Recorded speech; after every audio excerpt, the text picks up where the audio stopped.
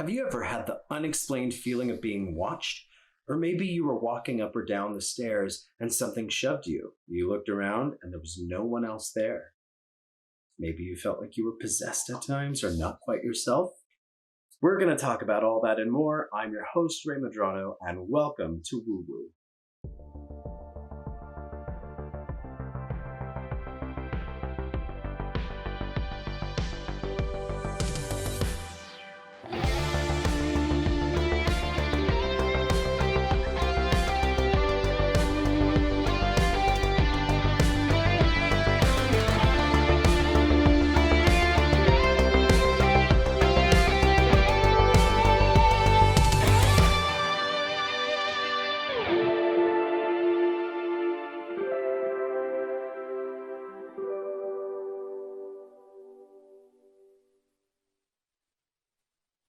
Hello, everyone, and welcome to Woo Woo. This is my lovely guest, Rachel. Hello. Rachel Boothe.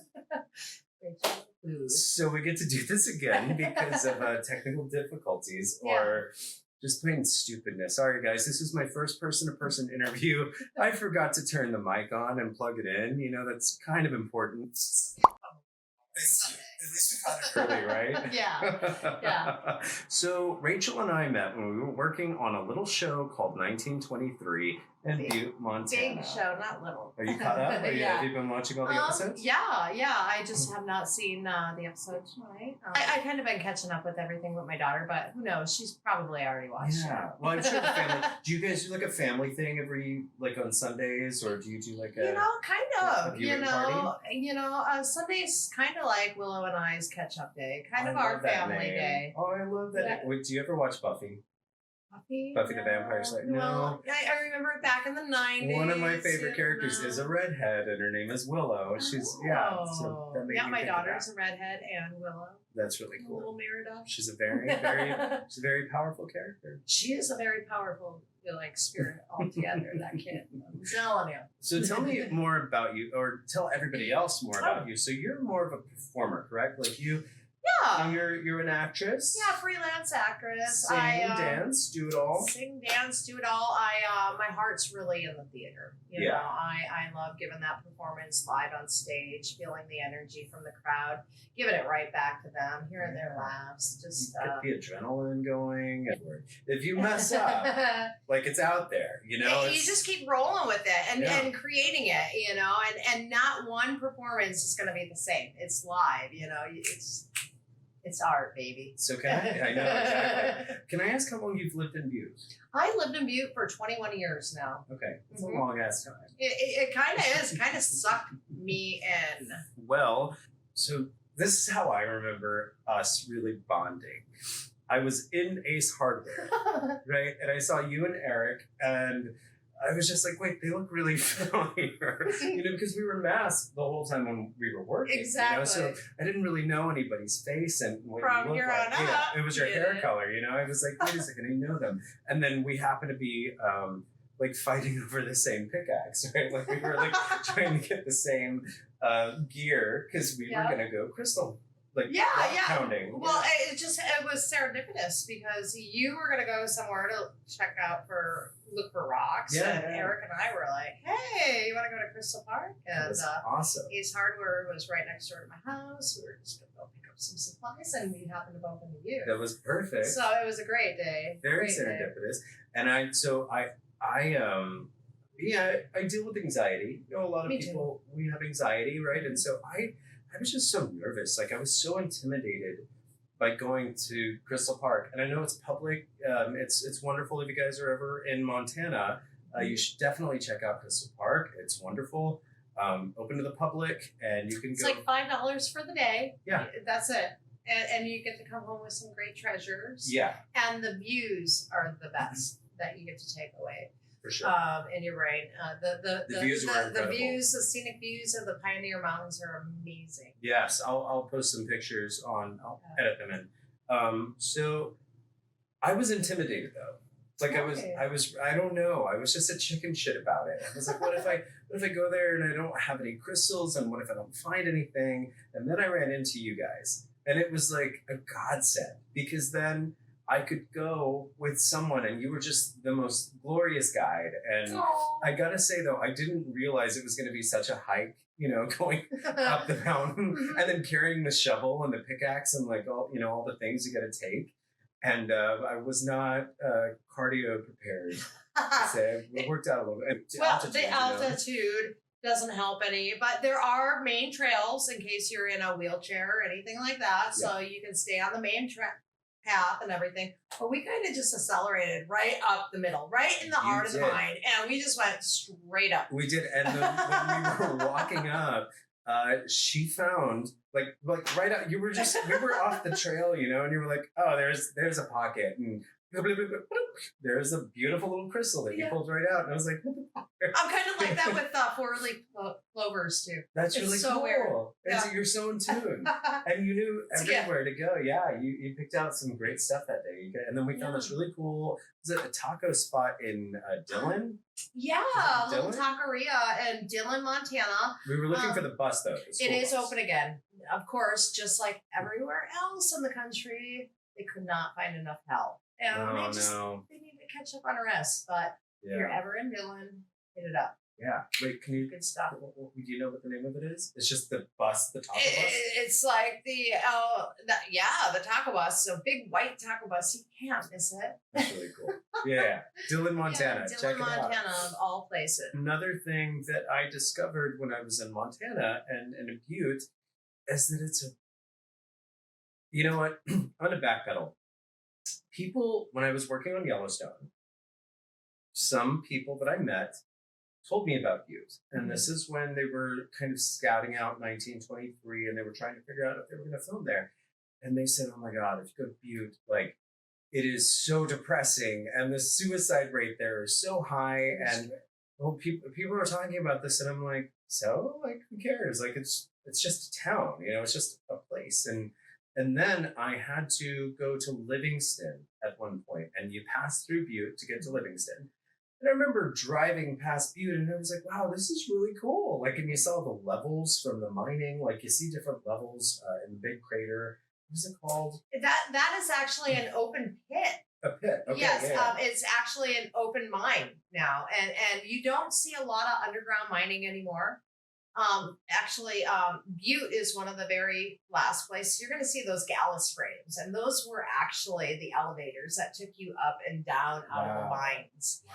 Now, in the 50s, there was quite a political fight over underground mining or turning that into an open pit. Yeah. And they got their way.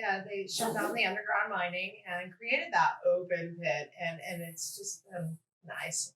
That's really cool. cool. And that's when a lot of, I don't know, like, things got shaken up. Take a break. So it was at this point of the interview where things got a little weird. I thought I heard keys or somebody trying to get in my front door, and Homer confirmed that we did indeed both hear them. Unfortunately, my other guest did not. I wonder if my partner's sitting at the door and he's trying not to like. Does my dog has this weird? No, Zach. Maybe it's Elinore on the other side of the door. Did you guys hear keys jingling? I heard keys right as he started to bark. So I was actually kind of prepared for weird shit to happen when we were talking about it. That's really cool. I think that my big draw to Butte was the energy. Like, and I know everybody was trying to warn me about it. They were like, it's depressing and oppressive and there's a weird spiritual energy. But I felt drawn to Butte. Like, I was like, this is a really cool, beautiful space, and the mountains around it and the Lady of the Rockies, and there are beautiful things all around Butte. So I wasn't really getting what they were saying. And then I got there. And I was in the flats, right? That's the other side of the highway. It's not so historic, I should say. It's not as historic. Yeah. So I was like, okay, I don't feel everything that they're talking about. All the woo-woo stuff, all the hauntings, like, didn't happen to me in my little Hampton Inn. Okay, yeah, exactly. But other people from the crew, such as yourself, were kind of telling me about these stories of being watched, sleeping and waking up like somebody standing in your doorway. One guy in particular, we both know, one of our friends, he told me that he woke up and he felt like someone was just watching him. And he felt like it was an old man kind of just standing there watching over him. And he said that he didn't feel threatened. Have you felt like this in your home living there? I have not felt threatened in my home, but I have noticed since I filmed Ghost of Devil's Perch, they are making me know that their presence is there. Okay. I cannot realize what message they have to tell me, but they are there. I just got Goosebumps? Goosebumps. Yeah. It usually happens through my light bulbs, believe it or not. Really? Always when I'm cooking. Always when I'm cooking. Are you a good cook or? I'm a very good cook. So right. Is she it's a good cook? Has she cooked for you since she's been out here? Oh yeah, Good or bad? that's good. Okay. So let me stop you there because that's the next point that we're going to go to. You and I shared this moment where you were so candid with me and you told me something that I think I probably would have shied away from if it happened to me, but you were acting and you were doing a reenactment, correct, of a historical Correct. figure. Correct. And something wild took place. it was the scariest situation in my life. I mean, I have some psychic medium abilities, you know, but this was beyond anything I've ever felt before, seen before. It was like, I don't know if that spirit latched on to me because they're trying to finish giving me their message. I don't know. Yeah. But during the filming of Ghost of Devil's Perch, we filmed actually on location in the Dumas Brothel, and it's a very well-known historic brothel. brothel in Butte, Montana. It was the longest running brothel in the country, actually. I think it just closed in the 80s, right? 1982. I heard about this. Yeah, it was open for over 100 years. Girl, could you imagine being like, I'm thinking about like the 80s dad. And it's almost by a high school. Just going up and just shooting out a few bucks and you get what you get. I don't know. Was it like a strip club? Is that what a brothel is? No, brothel's like a straight up. The brothel, it was a cat house, a whorehouse, Okay. the red light district. I like the cat house. It's nice. The Dumas Brothel was more or less for the more wealthy men, the more dapper men to go to, the businessmen. The main floor and the upstairs floor were for the more dapper business clientele. The downstairs where a lot of the miners would go spend some coin after they got paid, after a week of being down in the hole, down in a mine. They needed a little tickle on their pickle, you know? You gotta let loose. You gotta... Yeah, exactly. Yeah, you gotta relax. So that whole block actually was Venus Alley. And that was the Venus Alley? Yes. Okay, wait, sidebar. Do you know that in West Hollywood, we have something called Vaseline Alley? I'm not, I'm not sure where that came from, but I was picking up contact lenses that we needed for the show for 1923 a couple of weeks ago. And so I put it in Google Maps and I'm driving down to the ophthalmologist and I go down, it's right off of Santa Monica Boulevard. And so I go out there and I'm looking at, as I'm leaving and I'm plugging in my address to come back home, I look at the map and it says Vaseline Alley. And it was like, this is a freaking Google thing. Like it's not even just a joke amongst the gays in the neighborhood. It's Vaseline Alley. So we have Venus Alley and Vaseline Alley in West Hollywood. There's something I learned today. Wow. I know. So I'm sorry. Continue. Okay, where were we now that I learned about Vaseline? Venus Alley. Okay, so Venus Alley, yes, that was part of the red light district. Okay. Actually, Charlie. There's a whole district in Butte.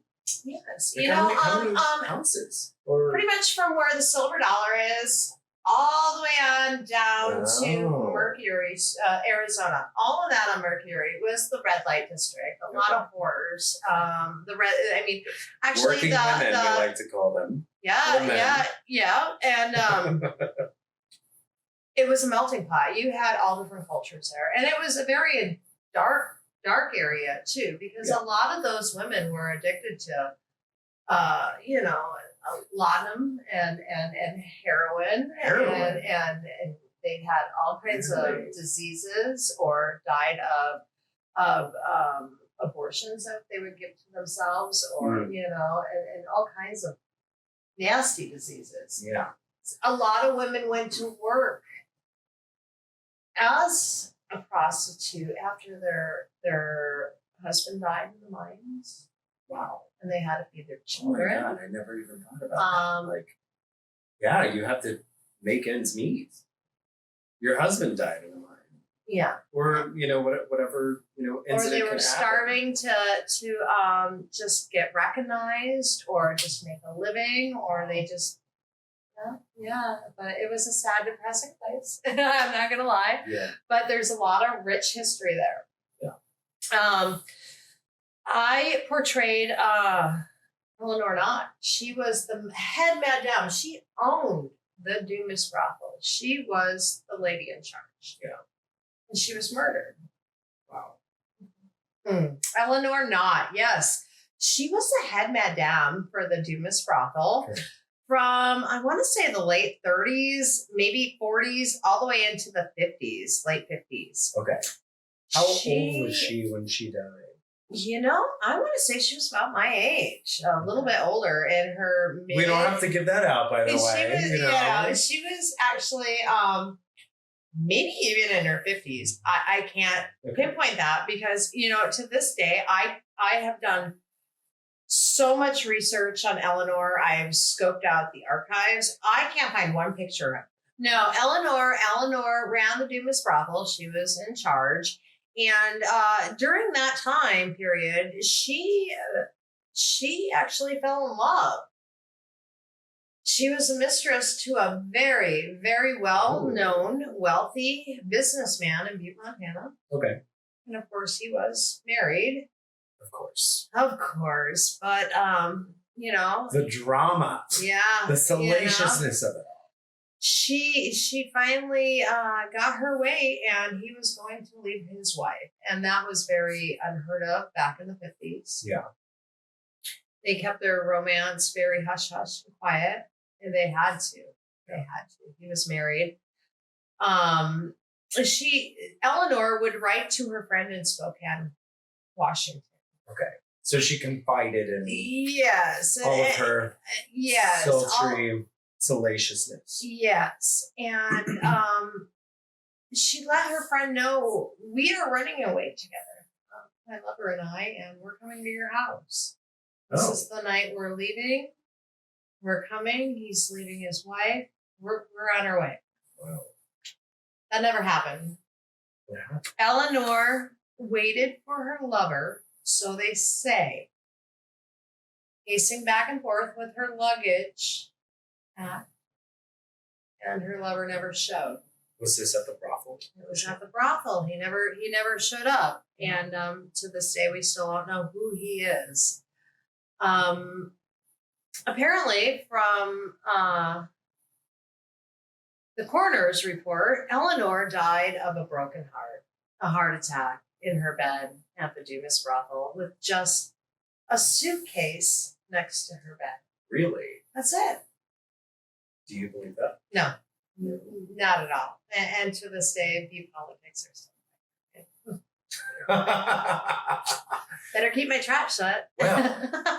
Anyway, no, I can't see that she just died of a broken heart or of a heart attack and just laying in her bed with a luggage. She was an owner of a brothel, a world famous brothel. There was no way that she just, all her items were in one luggage. Bullshit. Her friend in Spokane said she had diamonds, plenty of jewelry, lots of furs, a yeah. Cadillac, a She had brand new friends, she had Harley, fans, like everybody everything wanted that you can Eleanor. imagine, and there was just no way.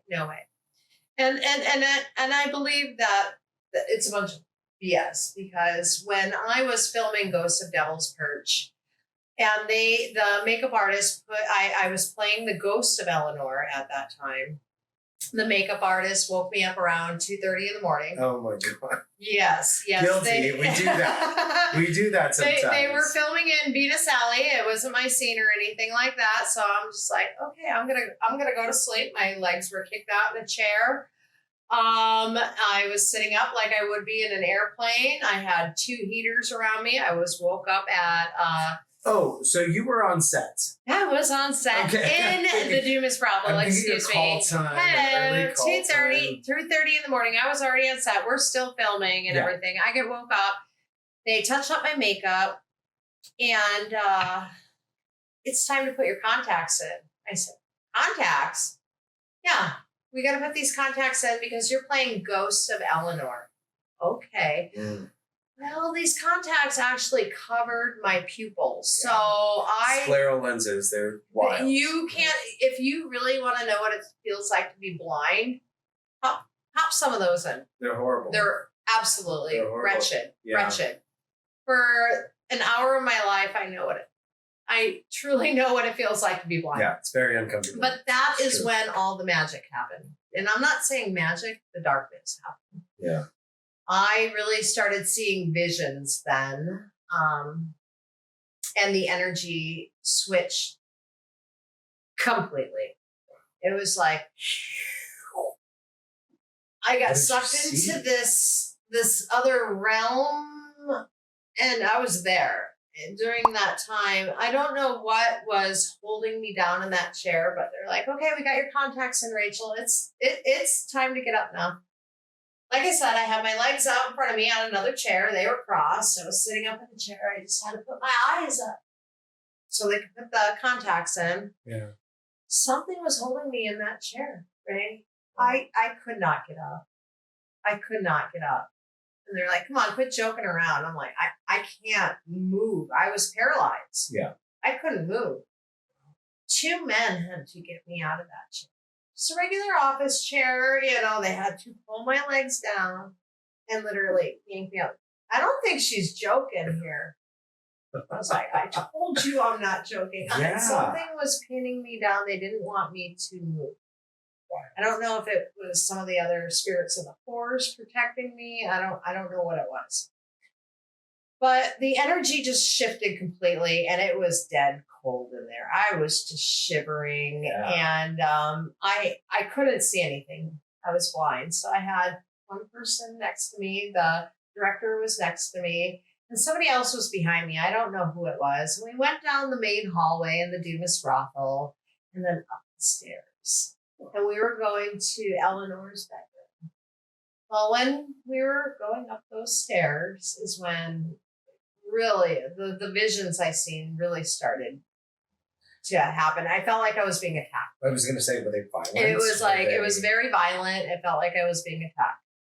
Thank God somebody was behind me, because out of nowhere, poof, it just felt like somebody down the stairs just pushed me. Yeah, I just went straight backwards into the person behind me that almost fell catching me. Oh my God. Like a crew member, I guess? Or? Yeah, it was one of the crew members. I don't know who it was. Like I said, I had those contacts in, and I just screamed really loud. And they're like, "Are you okay?" And I'm like, "See, no, I am not okay." And I had them pop those contacts out of my eyes. I'm like, as soon as we got up to the top, I'm like, when they popped those out, it was like, I was taken out of this time warp. You know? Back, I was like, I could see around, and I knew it was around me. I'm like, okay, everything felt fine. It gave me about 5 minutes, and they put those contacts back in me. So it was almost like blinding you increased your senses around. Exactly. So you became hypersensitive to everything around me. It was intense, and when I say this, when we got back upstairs and I got those contacts put back into my eyes, I was fumbling around and everything. And I sat down because they sat me on a bed, and out of nowhere, it just felt like somebody just grabbed me by my hair. Were you wearing a wig? No, Like, no, it just like, Okay. and I just started screaming again. And Yeah. of course, I had these contacts in. Wig snatched, honey. Wig snatched. And literally felt like I was falling backwards. So you had the contacts in Mhm. at this point. Mhm. You felt like you were falling back. Did you feel anything else like debris, window breaking? Did you feel like you were getting pulled? After the falling, I felt like I was being drugged by my hair. Okay. I felt like I was being drugged by my hair up the stairs. Up the stairs. Up the Not even stairs. down. Not even down. But like I felt it was weird. I don't know what happened, but I don't know if all these visions I was getting, but I also felt like my body was swaying and being thrown into a pit. Dirt being thrown on me, like I was still half alive and like was suffocated. Like all these, it was, I can't explain it. It was. Did you so feel like intense. this stuff was being done to you? Or do you feel like you were possessed? Did you still feel like you were in control of yourself? Or did you feel like you were out of control? Did you feel like you were watching something that happened? I feel like I was watching and feeling something that happened. Like it was a message to me that somebody had to let me know what really happened. Yeah.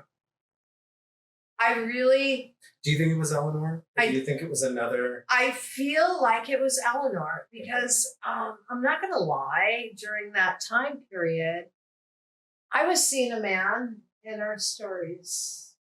We're exactly alike. Kind of makes me want to cry.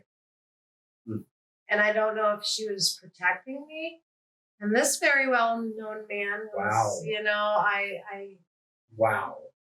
She Yeah. totally could have been sending that message through of like, don't wait for this fucker. Don't pack your bags. I don't know what Wow. it was, but I really feel connected to her still to this day.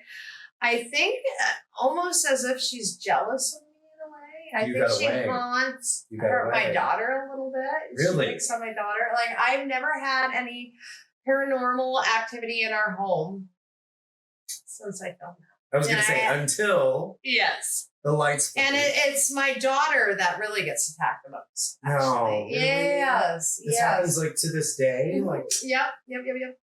is Yeah. it violent or is she? She'll throw things at my kid. Mm-hmm. Yeah. Pretty much though, since I have told her to go home, she needs to be where she belongs. Yeah. I haven't seen the flickering until just about 3 weeks ago. Seriously. Seriously.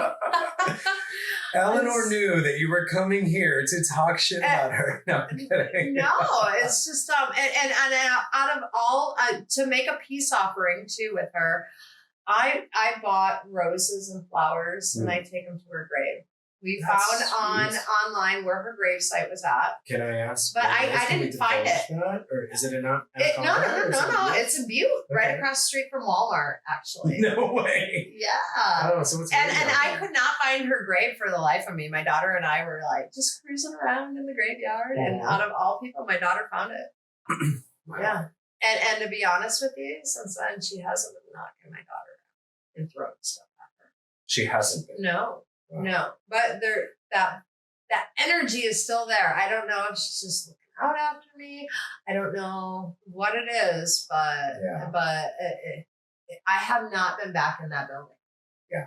I walked by there. I put my hand on that door and said, "Okay, you are home now. You belong here." You need but, to stay here. You know, but So I think, was it around Halloween that they were doing a tour or Yes, something like they- that? And they- you had said, hey, like, maybe we'll go do this or whatever. And then at the last minute, you were like, I'm not going. Like, you go have fun. And I didn't want to go because I wanted to go with you. we're gonna and get this taking care of Chris Fisk. He's amazing. Yes. Chris, by the way, if you're watching, Chris, I want you on this podcast. I'll get you hooked up with Chris. For sure. Boy, the stories that man has. Oh, he is a legend. Yeah. He's a legend. If you really want to know who Chris Fisk is, check out Ghost of Devil's Perch on Discovery Plus. Travel Channel, but you'll catch it on Discovery Plus. And you apparently. Can I find your episode? Yes. Discovery Plus? Is it like streaming? Yes, it's streaming all the time. I'm on episode 5? I can't even remember right now. Yeah. But it was a fun experience, an eye-opening experience, and kind of with contacts. Kind of made this deja vu come into perspective of me moving to Butte, Montana, actually, because I've always had this love-hate relationship with it, and I never really knew why I belonged there. And before I moved to Butte, Montana, I smoked out of a peace pipe with my cousin's husband. He's 100% Potawatomi Indian, and I passed out. I had a vision, man. Vision. And my hand was just gliding across brick, and I was walking down the hill, and I seen red light and brick, and none of it ever made sense to me until the whole filming of Ghosts of Devil's Perch, and that I wouldn't say if I was possessed or I don't know. I was in another realm, and it was quite trippy, but it made sense. And I think if you're a medium, then you definitely, I never information. I never really worked those powers, but I know I have that gift. I know some people. I can totally refer you to some. Being a medium is weird. It's not what I thought it was going to be. As a medium, though, like I thought that I would feel myself get possessed. And the other day when I was telling you about my little experience here, it was just like something else just took over and started talking for me, but I still felt like I was in control. I felt like, I thought that when you're a medium, you relinquish yourself and something comes through and you're like doing the whole thing like Ghost, what we both heard with Ghost. And thankfully that wasn't my experience at all. It was very chill. It was just I know this. And I was just talking as if I knew, like, without a doubt. It was like XYZ, XYZ. And then I kind of pulled back and I was like, oh, it's weird. It's like I tapped into something and I just knew truth and absolute, and it was wild. So that's, I don't know, I think you should definitely pursue that. And so where do you see yourself going from here, now knowing that you have a spiritual gift? I've always known I had that spiritual gift, it's just... the sensitivity. I think that's my hate relationship with Butte. I'm so sensitive, and I pick up on all of those energies, and it's very draining to me. That's what my hate relationship is with Butte. Yeah, because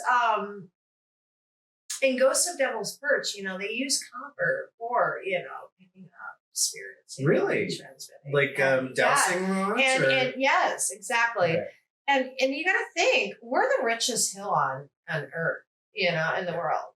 We have those main copper veins running all through underneath us and everything. Maybe it's just a big spirit melting pot next to the biggest toxic pit in the world. The toxic pit, by the way, has isn't there somebody manning a cannon it shoots out a frequency that scares off the birds? That was the saddest day. I'll never forget that. I remember, yes, they do. They do, actually. I remember seeing all those snow geese come in that day. And they hit that acid lake. Yeah. And they just fried. They did? Just like chicken? Just fried. That's toxic water. Oh my God. Yeah, I've heard. So they had to engineer something. Somebody told me that if it overflows or spills out into Butte, it's basically like, we're done. Done. We're done. That's true? We're done. Wow. Yeah. Wild. Yeah, actually, it's the biggest EPA Superfund cleanup site in the world. Wow. All in Butte, Montana. Yes, Aaron Brockmich, if you're watching. I know. Oh my God. No. Aaron Brockmich. Flint. If I you know wanna you're go. in Flint. Get your butt over. Exactly. Go give them some help. Thank you guys so much, All Rachel. right. Thank you so much again. Thank you. I had so much And- fun with you. I remember the day you walked up to me on set. Hey, I want to interview you. You I got said it. And I got it, finally. And I had to drag her all the way to Hollywood to do it. Butte, Montana. From Butte, Montana. And then we did it. We did it. Ah! Thank you If so you enjoyed much. today's podcast, please consider helping me out by subscribing and leaving me a comment down below telling me your strange encounters with the supernatural or the otherworldly. You can also find me on social media platforms and anywhere you can hear podcasts. And remember, you are the magic. Until next time, my Woo family.